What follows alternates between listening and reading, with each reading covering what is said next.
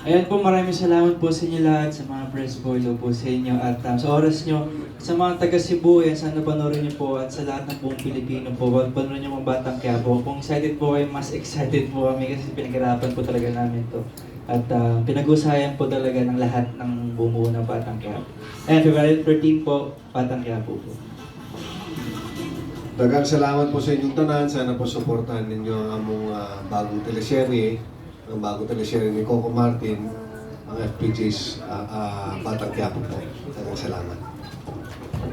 Ayan, unang-una ko, daghang salamat sa pagpunta niyo dito at sa mainit yung pagtanggap sa FPJ's Batang Quiapo. Sana po tulungan niyo po kami para maipakalat po ang word na sa February 13 na po ang umpisa. Sana suportahan, subaybayan, mahalin gabi-gabi. Katulad po ng lahat ng suporta at pagmamahal na binigay niyo po sa FPJ's Provinciano. Sobrang proud po kami na to be part of FPJ's Batang Quiapo, and kayo po bilang Pilipino mapapanood niyo yung FPJ's Batang Quiapo, I'm sure magiging proud din po kayo kasi it's Filipino made. Tsaka yan, kay Direk Coco. So yun, maraming salamat po. Yun,